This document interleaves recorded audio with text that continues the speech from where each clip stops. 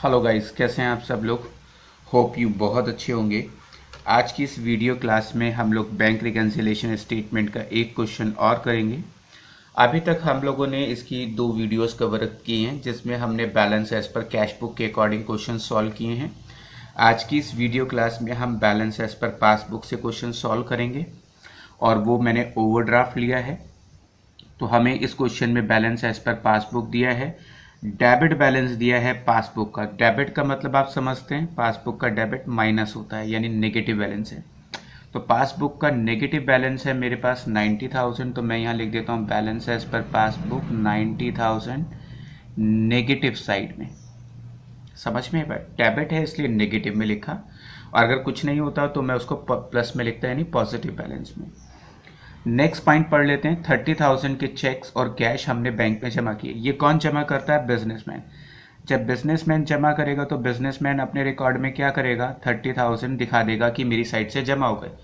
लेकिन बैंक से अभी तक कितनी कलेक्शन हुई है? 12,000 के चेक बैंक ने कलेक्ट और क्रेडिट किए हैं, यानी 12,000 रुपये के चेक ऐसे हैं जो यहाँ प्लस हो चुके हैं। अब डिफरेंस कितना आ रहा है? 18,000 का। 18,000 हमारे पास यहाँ पे बैलेंस है।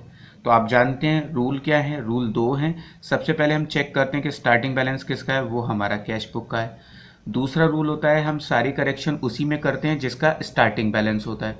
तो हमें स्टार्टिंग बैलेंस कैश बुक का है तो हम सारी करेक्शन किस में करेंगे? पासबुक में। यानी इस बार हम कैश बुक में कोई अमेंडमेंट नहीं करेंगे। इनके यहाँ पे 18,000 प्लस है तो बराबर करने के लिए हम इनके रिकॉर्ड में क्या करेंगे? प्लस। मुझे बराबर करना है तो यहाँ पे 18,000 प्लस है तो मैं यहाँ 18,000 प्लस कर दूंगा तो दोनों साइड क्या हो जाएंगी? इक्वल हो जाएंगी।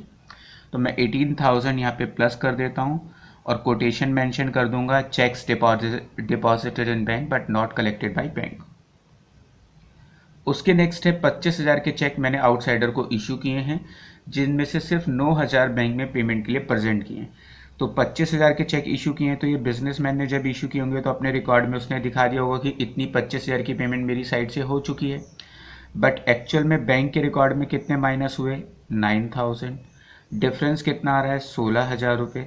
16,000 रुपये यहाँ ज़्यादा माइनस है तो बराबर करने के लिए हम इनके रिकॉर्ड में क्या करेंगे? सर माइनस कर देंगे, दोनों साइड इक्वल हो जाएगी।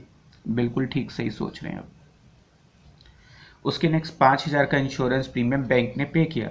बैंक पेमेंट करेगा तो बैंक अपने रिकॉर्ड में क्या करेगा? बैंक ने मेरे इंस्ट्रक्शन पे 5,000 रुपये इंश्योरेंस प्रीमियम की पेमेंट की तो बैंक ने मेरे रिकॉर्ड में 5,000 माइनस कर दिए होंगे। अब आप जानते हैं कि हम कैश बुक में तो कोई अमेंडमेंट कर नहीं सकते हैं, तो वापस उल्टा क्या करेंगे? प्लस। हमारे यहाँ 5,000 माइनस है, हम इनके यहाँ कोई अमेंडमेंट नहीं कर सकते तो उल्टा क्या करेंगे? प्लस, ताकि इस एंट्री का इफेक्ट जीरो हो जाए, दोनों साइड इक्वल हो जाए। 8,000 रुपये किसी ने डायरेक्टली हमारे कस्टमर ने बैंक में जमा कर दिए जिसकी एंट्री कैश बुक में नहीं है। तो 8,000 रुपये जमा है तो यहाँ पे 8,000 रुपये पासबुक में क्या होंगे? प्लस। हम कैश बुक वालों के यहाँ कुछ कर नहीं सकते हैं तो वापस क्या करेंगे? माइनस, ताकि उसका इफेक्ट नलीफाई हो जाए यानी जीरो हो जाए। उसके नेक्स्ट 4,000 रुपये के बैंक ने चार्जेस लिए। अगर बैंक चार्जेस लेगा तो बैंक हमारे घर लेने तो आएगा नहीं, इतने पैसे मेरे अकाउंट में माइनस करेगा। हम इनके यहाँ कुछ कर नहीं सकते हैं तो उल्टा क्या करेंगे? प्लस, ताकि इसका इफेक्ट जीरो हो जाए। उसके नेक्स्ट 6,000 रुपये का इंटरेस्ट बैंक ने चार्ज किया। देखिए, अगर आपका नेगेटिव बैलेंस है तो बैंक आपसे इंटरेस्ट चार्ज करेगा, पॉजिटिव बैलेंस होता है तो इंटरेस्ट अलाउड होता है। तो यहाँ पे बैंक ने इंटरेस्ट चार्ज किया तो बैंक क्या कर रहा है? माइनस कर रहा है। हम इनके यहाँ कुछ कर नहीं सकते हैं तो वापस क्या करेंगे? प्लस, ताकि इसका इफेक्ट जीरो हो जाए। उसके नेक्स्ट 8,000 रुपये का इंटरेस्ट बैंक ने कलेक्ट किया। बैंक कुछ भी कलेक्ट करेगा तो क्या करेगा?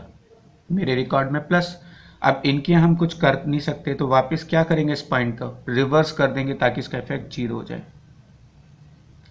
उसके नेक्स्ट 10,000 रुपये के बिल्स पेबल बैंक ने कस्टमर के कहने पर पेमेंट किया है जिसकी एंट्री कैश बुक में नहीं है। तो बैंक कोई भी पेमेंट करेगा तो मेरे अकाउंट में से उतने पैसे क्या करेगा? माइनस कर लेगा। अब इनके रिकॉर्ड में हम कुछ कर नहीं सकते हैं तो उल्टा क्या करेंगे? माइनस है तो उल्टा प्लस कर दें तो इसका इफेक्ट नलीफाई हो जाएगा। उसके नेक्स्ट है 9,000 रुपये के बिल्स पेबल बैंक ने 1,000 रुपये रिबेट पर पेमेंट किया। रिबेट का मतलब होता है डिस्काउंट। जब बैंक किसी को टाइम से पहले पेमेंट देता है तो बैंक उससे जो डिस्काउंट ले लेता है उसे रिबेट कहते हैं। तो बैंक ने 9,000 रुपये के बिल की पेमेंट 1,000 रुपये कम की है, यानी बैंक ने पेमेंट कितनी की है? मैं यहाँ कर रहा हूँ। बैंक ने पेमेंट की है 8,000 रुपये की। आगे लिखा है but full amount credited in cash book, but हमने कैश बुक के रिकॉर्ड में क्या किया, पूरे 9,000 माइनस कर दिए। बैंक ने पेमेंट किया 8,000 का, लेकिन हमने अपने रिकॉर्ड में पूरे 9,000 माइनस कर दिए, तो हमारे रिकॉर्ड में 1,000 ज़्यादा माइनस है। तो बराबर करने के लिए हम इनके रिकॉर्ड में क्या करेंगे सर, माइनस कर देंगे ताकि इफेक्ट दोनों का बराबर हो जाए। बिल्कुल ठीक। उसके नेक्स्ट 2,000 रुपये पासबुक में गलती से डेबिट है। डेबिट समझ रहे हैं आप, पासबुक में डेबिट का मतलब होता है माइनस है। अगर यहाँ पर 2,000 माइनस हैं तो हम इनके यहाँ कुछ कर नहीं सकते हैं, तो उल्टा क्या करेंगे सर, प्लस कर दीजिए, इफेक्ट नलीफाई हो जाएगा। बिल्कुल ठीक, आप तो सीख गए। अब क्या करेंगे, हम इसका आंसर निकालेंगे। 90, 1,06,000, 1,14,000, 1,22,000, 1,23,000, 18, 23, 33, 43, 43 में 2 जोड़ेंगे 45। अब इसमें से इसे घटा देंगे तो हमारे पास क्या आ जाएगा, balance as per cash book